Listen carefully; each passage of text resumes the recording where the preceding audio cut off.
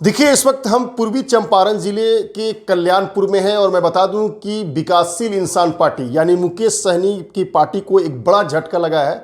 मैं बता दूं कि ऋतुराज पांडे जो विकासशील इंसान पार्टी के बहुत ही वरिष्ठ नेता थे और प्रदेश उपाध्यक्ष से इन्होंने वीआईपी को अलविदा कह दिया है, यानी मुकेश सहनी पार्टी को अलविदा कह दिया है। और 20 तारीख को यानी आज से 5 दिन पहले इन्होंने बीजेपी का दामन थाम लिया है। आखिर क्या वजह रही, क्यों उन्होंने, आखिर कहाँ कमी रह गई जिसकी वजह से इन्होंने वीआईपी को अलविदा कहा है, इन सब तमाम मुद्दों पे हम बात करेंगे ऋतुराज पांडे जी से। इस वक्त हमारे साथ एक्सक्लूसिव बात करने के लिए मौजूद हैं। न्यूज़ टाइम्स में बहुत बहुत स्वागत है ऋतुराज जी। आपके सभी दर्शकों को, न्यूज़ टाइम्स के सारे दर्शकों को मेरा नमस्कार है। मुकेश सहनी जी की वफादारी में कमी कहाँ रह गई कि आखिरकार आपने पार्टी को अलविदा कह दिया? नहीं, वफादारी की यहाँ बात नहीं थी, वफादारी अच्छी थी उनकी, वफादारी की कोई बात नहीं। सिर्फ मैटर क्या था ना कि विचार का कहीं ना कहीं थोड़ा सा मतभेद शुरू हुआ और साथ में हमारे कार्यकर्ताओं का अवहेलना शुरू हुआ। जैसे आपको मालूम है कि जब पार्टी में अंतिम लास्ट ईयर ही ज्वाइन किया था, बहुत ही अच्छे ढंग से धूमधाम से जन सैलाब के साथ, जी, केसरिया से लेकर पूरा मैंने रंग दिया था। काफ़ी चर्चा में भी आए थे। जी, बहुत अच्छे ढंग से पार्टी ज्वाइन किया। मुकेश जी खुद आए थे, बहुत अच्छा विचार भी हम लोगों का लग रहा था। क्योंकि देखिए, उस वक्त मैं पार्टी के अंदर नहीं था। जब तक आप किसी चीज़ के अंदर नहीं जाते हैं तब तक आपको पता नहीं चलता है। अंदर नहीं था, पार्टी जुड़ा, पार्टी ने मुझे जिम्मेदारी दी और अपने स्तर से मोतिहारी में जितना हो सकता है, क्योंकि जब हम लोग की रैली चल रही थी अपना बस द्वारा, तो बेतिया का प्रभारी मुझे बनाया गया। वहाँ भी मैंने बहुत धूमधाम से अपने स्तर से काम किया, कार्यकर्ताओं को जोड़ा और जितना हो सकता है हमने अच्छा बेहतरीन रिजल्ट दिया वीआईपी पार्टी को। और जब अभी जो चुनाव का वक्त आया और चुनाव के समय जब हमारी पार्टी का कुछ मैंने देखा व्यवहार, और भी कार्यकर्ताओं के प्रति मोतिहारी के, क्योंकि आपको बताऊं कि बहुत हम लोग के लिए खुशी की बात थी कि जब 6 तारीख को ये पता चल रहा है कि मोतिहारी जो बापू की धरती है उसको एक टिकट हमारी वीआईपी को मिल रहा है, सारे कार्यकर्ताओं में खुशी की लहर जग गई, हम सब में, कि भाई 6 को मिला, 6 तारीख को गठबंधन हुआ, टिकट मिला। 7 को हम लोग सोच रहे थे 8 तक कि भाई किसी न किसी को ये सीट हम लोग देंगे और उसके बाद हम सारे के सारे कार्यकर्ता काम में लग जाएंगे। 6 गया, 7 गया, 8 गया, ऐसे ही डे बाई डे चलते रहा। जो भी हमारे वहाँ से कैंडिडेट जाते थे वो किसी न किसी कारण बस उदास होकर चले आते थे। मेरा अपना मानना था, हम कार्यकर्ताओं से बात करते थे, उनको समझाते थे, और मेरा अपना सोच था कि हमारे पार्टी के सुप्रीमो हम लोग बोलते हैं मुकेश सहनी जी को, या तो वो पटना में हमसे मीटिंग करते और नहीं तो मोतिहारी में खुद आते और सारे कार्यकर्ताओं को बैठाते, उनसे डिस्कस करते कि भाई ये नाम पर हम विचार कर रहे हैं, आप लोगों का क्या राय है, अगर इफ और बट है तो बताइए। तो ऐसा कुछ भी नहीं हुआ। जैसे राजतंत्र होता है ना कि राजा जो अनाउंसमेंट कर दिया सो हो गया। अब हमारी नई पार्टी थी ना उस वक्त, हम तो उसमें नाराजगी इसलिए है कि कार्यकर्ताओं की घोर अपेक्षा हुई और जिले के कार्यकर्ताओं के साथ बैठक करके मतलब मशवरा नहीं किया गया। जी देखिए, उम्मीदवारी को लेकर बिल्कुल ये तो हुआ ही हुआ। दूसरा क्या हुआ कि हमारे नेता बोलते हैं सन ऑफ मल्लाह, मुकेश सहनी जी जहाँ भी जाते हैं बोलते हैं सन ऑफ मल्लाह। 3 सीट इनको सीट मिलता है। हमारी इच्छा थी कि भाई या तो झंझारपुर दें या गोपालगंज दे या फिर मोतिहारी दे, किसी न किसी एक मल्लाह को देना चाहिए था। क्योंकि देखिए, अपोजिशन पार्टी में किसी ने भी मल्लाह को टिकट नहीं दिया। आप निकाल के देख लीजिए, आरजेडी ने भी एक भी सीट किसी को नहीं दिया है। तो इनसे उम्मीद थी कि कम से कम एक तो किसी को दिया जाएगा। तो जिस मल्लाह के लिए आप रात दिन मेहनत करते हैं, आप बोलते हैं कि हमारे जात को अपेक्षित किया जाता है, हमारी पिछड़ी हुई जात है, तो जब मौका मिला तो दीजिए ना, किसी को तो बनाइए, किसी को तो आगे बढ़ाइए। आगे बढ़ेगा उसको लोग जानेंगे। हार जीत का तो फैसला वो अपने अपने जगह पे है। लेकिन ये भी बहुत बड़ा दुख था, क्योंकि मैं नहीं बोल रहा हूँ, ये हमारे कार्यकर्ता बोलते थे। चंपारण के जितने हमारे ये जो 6 विधानसभा, कभी हरसिद्धि से फ़ोन आता है, कभी केसरिया से फ़ोन आता है, कभी कल्याणपुर, गोविंदगंज, मोतिहारी, सभी जगह से फ़ोन आता था। बोलते कि भैया हम लोग को नहीं मिलेगा क्या? हम बोले कि भाई अब सर का क्या है, उनकी सोच है। तो लोग आते गए और इससे देख कर मुझे लगा कि नहीं, कहीं ना कहीं इसमें कुछ ना कुछ कमी है, सोच में कमी है, और जो पार्टी का जो विचारधारा है वो कहीं ना कहीं भटक रहा है। तो मेरा मन, अच्छा, आपने तो अब वीआईपी को छोड़ दिया, अलविदा कह दिया, अब उम्मीद जगी है बीजेपी में। आखिर क्यों बीजेपी से उम्मीद क्यों? आखिर उसको आपने ज्वाइन किया, वजह क्या है? देखिए, बीजेपी एक्चुअली सच में आइडियोलॉजी में तो काफ़ी डिफरेंट है आपका, जो वैचारिक राजनीतिक वैचारिक जो वीआईपी में, तो उस हिसाब से तो बीजेपी बहुत नहीं, देखिए विपरीत है। मैं आपको बताऊं कि कोई भी पार्टी जब बनता है तो उसका संविधान होता है, और संविधान में सबके साथ एक ही जैसा होता है। आपको तो खुद मालूम होगा, छोटी पार्टी हो या बड़ी पार्टी हो, कोई पार्टी ये बोले कि मैं इस जात के लिए हूं, मैं इसके लिए हूं, तो उसको पार्टी का नहीं मिलेगा उसको। तो ऐसा कुछ नहीं है, सोच की बात है। कुछ चीज़ों को हम लोग बदनाम कर देते हैं कि अरे बीजेपी है तो वो आइडियोलॉजी का मतलब आपको लगता होगा कि मुस्लिम का बात करना नहीं, जैसे मैं हाँ, जैसे लोगों का कहना होता है, ये सब कुछ नहीं है, कुछ भी नहीं है पार्टी के अंदर।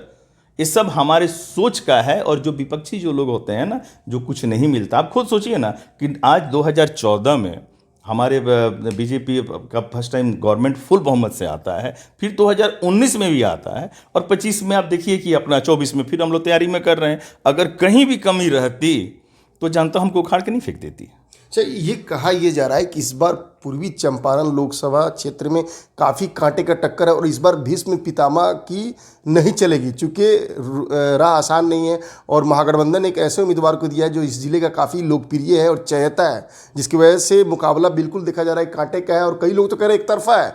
आप क्या कहना चाहेंगे? देखिए, पहली बात तो भीष्म पितामह नहीं, वो चंपारण के गांधी हैं। मैं उनको बोलूं, श्री राधा मोहन सिंह जी को, माननीय राधा मोहन सिंह जी को चंपारण के गांधी हैं। जब तक आप किसी के करीब नहीं जाइएगा ना, तब तक आप किसी को नहीं पहचान पाइएगा। ऊपर से तो हवाएं बहुत चलती हैं, बातें बहुत होती हैं कि ये फलना ऐसा फलना ऐसा। जब मैं उनसे मिला, करीब अभी जब से ज्वाइन किया तब से मेरा 2 बार मुलाकात हुआ अभी तक, और बहुत ही 1.5 घंटा हम लोग बैठ कर बात किए हैं। तो हमको लगा कि नहीं, ये इंसान नहीं है, तो रियल में मतलब जो ज़मीन पर बैठने वाला इंसान है उसको कुछ। जिस दिन मैं पार्टी ज्वाइन कर रहा था और टाइम था कि 11 बजे मंत्री जी यहाँ पर आएंगे, मैं आपको बताऊं कि 10:45 पर वो यहाँ पर हाजिर थे, और मैं तैयार भी नहीं था क्योंकि समय कम था, लगन का समय है, और सिनेमा हॉल के अंदर ही करना था, स्टेज वगैरह में बना नहीं पाया, तो हम सब लोग मिलकर बना रहे थे। आधा घंटा वो बैठे रहे, कोई घमंड नहीं, कोई कुछ नहीं, आधा घंटा बैठे रहे। मैं गया, नहावा कर आया, फिर हम लोग तैयार हुए, फिर मंच पे गए, बहुत सारी बातें हुई और पार्टी ज्वाइन किया। अब क्या हो रहा है ना कि जब आप करीब जाएंगे ना तो आपको पता चलेगा कि कैसे इंसान है, और ऐसे नहीं है तो फिर आप सोचिए ना कि पिछले 35-40 सालों से जो आदमी चंपारण को इतना कुछ दिया है, आप क्या नहीं दिया है। मैं कुछ एक बात सामने आ रहा है कि 6 बार इनको मौका मिला, जिसमें इधर तो 2009 से लगातार हैट्रिक इन्होंने पूरा किया है। तो जो कृषि मंत्री थे, संबंधित विभाग के मंत्री थे, चीनी मिल का जो काम जो है ये नहीं करा पाए, इसको लेकर काफ़ी चर्चा है, जिसको लेकर ये एंटी इनकम्बेंसी की बात की जा रही है। बिल्कुल आपका बात सही है, लेकिन आप ये भी तो देखिए कि कृषि विद्यालय खोला उन्होंने, कृषि से रिलेटेड सब बहुत कुछ दिया, मदर डेयरी दिया, हमको गैस के लिए अपने पेट्रोलियम का व्यवस्था कराया, तो चीज़ें थी। अब एक मैटर है, और इस पर भी मैं चाहूँगा कि अब जो चुनाव जीतते हैं, मैं पर्सनली मैं बोल रहा हूँ कि मैं कोशिश करूँगा, इस मैटर पे पूछूंगा कि आखिर में रीजन क्या हुआ। क्योंकि देखिए, मैं भी नया पार्टी ज्वाइन किया हूँ तो इंटरनल मुझे नहीं मालूम है, लेकिन रीजन जब तक नहीं मालूम है तो कुछ बता नहीं सकता। लेकिन मैं ज़रूर पूछूंगा मंत्री जी से कि भाई सर, क्या ऐसा रीजन हो गया कि हम लोग इस काम को नहीं कर पाए, कि क्षेत्र में कहीं ना कहीं इसको सुनना पड़ रहा है, तो इसको दूर करने की कोशिश करेंगे। अगर अभी तो जितना तय है, और इसके बाद मतलब जीत कंफर्म मान रहे हैं 1000%। कॉन्फिडेंस लेवल इतना हाई है। 4 जून को जब रिजल्ट आएगा तो आप आ जाइएगा हमारे पास नंबर लेकर, और ये जो मेरी बात है ना, यही उस वक्त मैं बोल रहा हूँ। कॉन्फिडेंस लेवल इतना हाई है, मैं बताया 1000%। ओवर कॉन्फिडेंस भी सही ठीक नहीं, ओवर कॉन्फिडेंस की बात ही नहीं है ना, ये जनता की पुकार है ना। मैं बताया ना कि जो पार्टी है ये जन जन तक पहुंचा हुआ है, ये ऊपरी हवा वाली पार्टी नहीं है। मैं क्यों इतना तारीफ कर रहा हूं मैं पार्टी का, क्योंकि जब मैं पार्टी के अंदर गया हूं और पिछले 5-10 दिनों से जब मैं पार्टी को महसूस कर रहा हूं, तो मुझे पता चल रहा है कि कितना मजबूत संगठन है। विश्व की सबसे बड़ी पार्टी, भारत छोड़ दीजिए, विश्व की सबसे बड़ी पार्टी का कितना संगठनात्मक इसका चारों तरफ इनका लोग हैं, जो इनके अपने वर्कर हैं, जो उनके कार्यकर्ता हैं, सब के सब लगे रहते हैं, कोई दिखावा नहीं, कोई शोबाजी नहीं। तो वो पार्टी में फिर जाने में क्या दिक्कत है। अब बीजेपी में ऋतुराज पांडे जी की भूमिका अब क्या होगी? देखिए अभी तो मैं जस्ट कच करता हूँ, सेवक हूँ, और अभी जब तक कि चुनाव चल रहा है जन संवाद चल रहा है नेताजी के साथ, हाँ हाँ, हमेशा आज भी हम लोग की सुनने में आ रहा है कि नेगेटिव फीडबैक भी आ रहा है क्या? कहीं भी नहीं। निगेटिव फीडबैक किस बात के लिए? मतलब कुछ नाराजगी सांसद महोदय के लिए? नहीं नहीं नहीं नहीं, कहीं कुछ भी नाराजगी नहीं है किसी भी चीज़ का। हाँ, जो लोग, देखिए क्या होता है कि जब तक एक गांव है सपोज कीजिए, और गांव में गांव के लोगों की इच्छा क्या होती है, मैं आपके माध्यम से गांव के लोगों को बताना चाहता हूं, हमारे आम जनता को बताना चाहता हूं कि नेता जो आप चुनते हैं ना, इसलिए मत चुनिए कि नेता आपके शादी में आकर बैठे, नेता आपके मटकोर में आके बैठे, बिल्कुल बिजी लाइफ। हाँ हाँ, नहीं, और एक के पास आएंगे, चार के पास नहीं जाएंगे तो कैसे होगा? इस तरह से मान लीजिए कि 18 लाख की आबादी है और गांव-गांव में घूमना शुरू करें तो फिर तो कहीं पहुंच ही नहीं पाएंगे। तो नेता का सोच होना चाहिए कि भाई मुझे किसी इस मतलब नहीं इन चीज़ों से, हाँ आपके लिए है, आपका शिक्षा कमज़ोर है, आपका स्वास्थ्य कमज़ोर है, रोड कमज़ोर है, बिजली कमज़ोर है, या किसी प्रकार का आपके ऊपर अत्याचार हो रहा है, आप आइए हमसे बात कीजिए। तो जनता क्या होती है कि क्या गांव में है कि किसी ने कह दिया कि अरे वो तो कुछ करते ही नहीं है, तो उसको हवा बह गया, सब लोग शांति मान गए। आज मैं बहुत से ऐसे पंचायत में था, कुटवा में था और अपना कररिया पंचायत में बहुत देर तक बैठा हुआ था, तो वहाँ सब लोगों से बातें चल रही थी। तो मैंने बोला कि आप कभी मिले हैं, कभी बात किए हैं? नहीं, बस हवा सुने। हवा नहीं, आप पहले जाइए। अगर आपकी समस्या है तो वही एक ऐसे नेता हैं कि जैसे ही संसद का सत्र खत्म होता है वो गांव में आ जाते हैं, मोतिहारी आ जाते हैं, वो कहीं भी आपको दिखाई नहीं पड़ेंगे। अब कभी भी इस बात को पता कर लीजिएगा। अच्छा, मतलब अब आप ये साफ कहना चाह रहे हैं कि विकास पुरुष हैं और आने वाले लोकसभा जो चुनाव है उसमें फिर से वो जीत का परचम लहराने जा रहे हैं, चौथी बार जीत का परचम लहराएंगे। इसको लेकर आप क्लियर? रेगुलर ये जो हैट्रिक लगातार चौथी बार जीते, ये चौथी बार लगातार ही जीतने जा रहे हैं। इसमें कोई इफ और बट है ही नहीं, कोई किंतु परंतु नहीं, कोई किंतु परंतु नहीं है, और अच्छे मत से जीतेंगे। बिहार में जो पहले चरण का चुनाव हुआ उसमें 4 सीट के लिए चुनाव हुआ और कल 5 सीट के लिए होना है। क्या लगता है आपको इसमें एनडीए कहाँ रहेगा? देखिए, हम चूंकि आप प्रदेश स्तर की राजनीति करते हैं, राजनीतिक समझ है आपके पास। बिल्कुल, मैं आपको बताना चाह रहा हूँ, मैं बोलूँ तो आपको लगेगा कि मैं पार्टी के स्तर से बोल रहा हूँ, बट पार्टी के स्तर से भी हट के मैं बोल रहा हूँ आपको कि हो सकता है कि हो नहीं, मतलब है ही है कि पूर्णिया भी हम लोग जीतने जा रहे हैं। अब इससे आप आगे समझ लीजिए, आप जो सबसे हॉट सीट माना जा रहा है पूरे बिहार का, तो हमारी एनडीए पूर्णिया भी जीतने जा रही है। 2 लोगों की लड़ाई के बीच से निकलना चाहते हैं। निकल चुके हैं। अच्छा, निकल चुके हैं? निकल चुके हैं, आपको मैं बता दूं।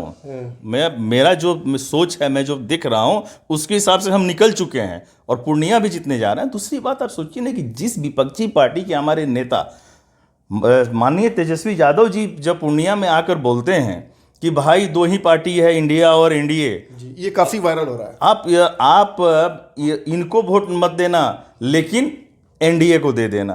भाई जब आप पहले ही ऐसे बोलकर हम हार मान चुके हो तो मैं क्यों बोलूँ कि नहीं जीत रहे हैं? तो हम जीत ही रहे हैं। और देखिए, कहना उनके लिए भी मैं कहना चाहूँगा कि जात की राजनीति आप करते हो, ठीक है, आप यादव समाज से वोट लेते हो, ठीक है, लेकिन जब एक यादव का लड़का पप्पू यादव जब खड़ा होता है तो उसमें कौन सी ऐसी कमी रह गई कि भाई वो आपका दुश्मन बन गया? कहीं ना कहीं आपके पप्पू यादव के लिए भी सिंपैथी है। क्यों नहीं होना चाहिए? देखिए, जो इंसान संघर्ष, इंसानियत का तकाजा है, इंसानियत है, जो संघर्ष करता है ना उसके लिए रहेगा। उसके लिए हम कभी भी, पप्पू यादव जी हो गए, आपके सिवान से हिना साहब जी हो गई, क्यों नहीं होगा? हम बोलते हैं कि लड़ाई है, युद्ध है, हम युद्ध में लड़ेंगे। हो सकता है कि हम नहीं जीतें, लेकिन हम उस वक्त तक तो, हम वहाँ तक तो जरूर पहुँचेंगे कि आगे वाला हमसे घबराता रहे। बाकी तो सब कोई फिक्स नहीं है कि क्या होगा, तो इसमें कोई बुराई नहीं है। लेकिन हम बता दें कि 40 के 40 सीट हम बिहार से हम निकालने जा रहे हैं। अच्छा, आखिरी सवाल, फिर से राधा मोहन सिंह जी को लोकसभा जाने का मौका मिलता है, आप उनके बेहद करीबी हैं, एक वफादार सिपाही के रूप में काम कर रहे हैं, पहला काम क्या करने के लिए कहेंगे? नहीं, पहला मेरा रहेगा कि जो हमारे जनता का शिकायत है चीनी मिल का, इस पर बात करूंगा। दूसरा, मैं उनसे निवेदन करूंगा, अभी यहाँ पर रह रहे हैं तो एक जनता दरबार का प्रावधान बनाइए। हमारे जो 6 विधानसभा की जनता है जिनका कुछ दुख है, जो दर्द है, जो रियल में दर्द है, तो आप एक ऐसा समय निकालिए, सप्ताह में 1 दिन हो या 2 दिन हो, कि जो जनता है कि ऐसे तो कोई आएगा नहीं, जिसका काम होता है वहीं आता है, और अपने दुख को, अपने कष्टों को बताए, उसकी समस्याओं को दूर किया जाए। अगर आप ऐसा कर देते हैं तो हमारी प्रशासन भी सही हो जाएगी, हमारे ब्लॉक के जो वीडियो जितने सब टाइप का हम लोग कभी कभी सुनते हैं भ्रष्टाचार, वो सब सही हो जाए। क्योंकि आपके पास जब पता उस चीज़ों का चलेगा तो आप बटन जरूर उस पर आप कुछ ना कुछ एक्शन लेंगे। बहुत बहुत शुक्रिया हमारे साथ बात करने के लिए। देख सकते हैं कि इस वक्त हम बीजेपी के वरिष्ठ नेता और अभी इन्होंने बीजेपी का दामन थामा है, ऋतुराज पांडे जी से बात कर रहे थे और जानने की कोशिश कर रहे थे कि आखिर क्या वजह रही कि इन्होंने वीआईपी को अलविदा कहा। हालांकि इन्होंने काफ़ी उम्मीद के साथ ये बीजेपी का दामन थामे हैं और पूर्वी चंपारण लोकसभा क्षेत्र में फिर से राधा मोहन सिंह को जिताने के लिए जोर आजमाइश कर रहे हैं। अफसर